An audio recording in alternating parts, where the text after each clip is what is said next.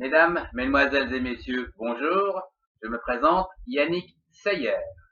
Je suis polytechnicien en nouvelles technologies de l'information et de la communication. Dans ce cours, je voudrais vous parler de la gestion de projet. Excellent cours à tous. Dans ce deuxième cours de gestion de projet, je souhaiterais vous parler du jalon qui est représenté généralement par un losange comme celui-ci au niveau de votre planning. En fait, ce n'est rien d'autre qu'un post-it. Voyons plus en détail le jalon. D'une manière très générale, le jalon est un événement mesurable et planifié dans le temps. Il est lié à un objectif intermédiaire et permet de constater l'avancement du projet. Comme je viens de le dire, le jalon représente en quelque sorte un post-it placé sur votre planning avec un certain nombre d'éléments. La première chose, c'est une description. La deuxième, c'est la date butoir.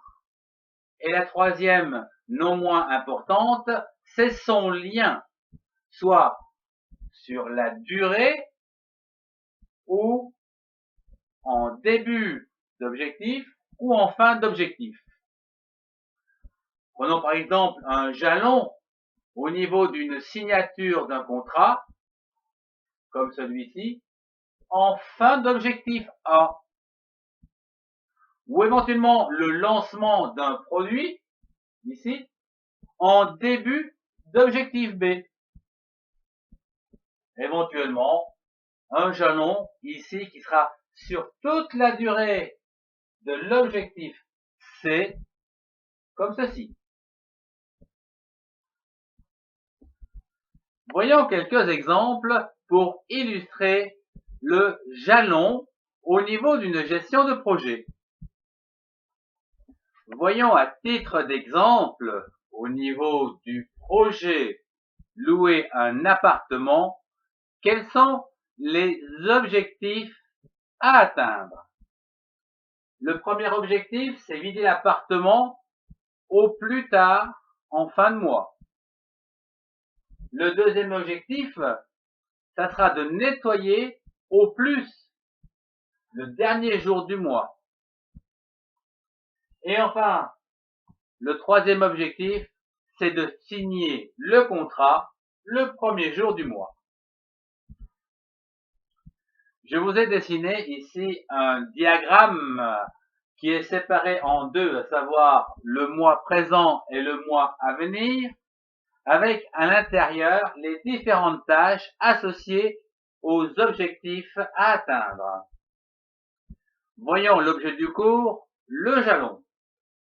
Pour le premier objectif, vider l'appartement avant la fin de mois, eh bien, le jalon sera disposé sur toute la durée du mois, étant donné que nous voulons le réaliser ou que ça soit réalisé au plus tard en fin de mois.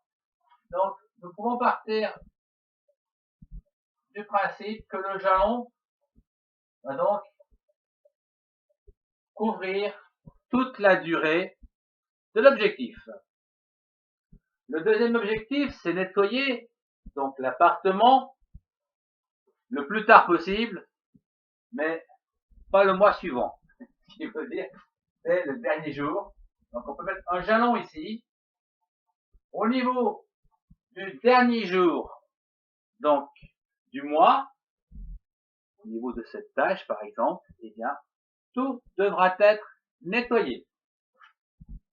Nous attribuerons à ce jalon une date butoir, c'est fin de mois, un libellé, et bien sûr, sa réalisation en fin d'objectif. Et sur le suivant, eh bien, c'est signé le premier jour du mois, c'est l'inverse, c'est-à-dire qu'il va se trouver, lui, ici, en début de mois, c'est-à-dire en début d'objectif, Il va falloir donc que le contrat soit signé.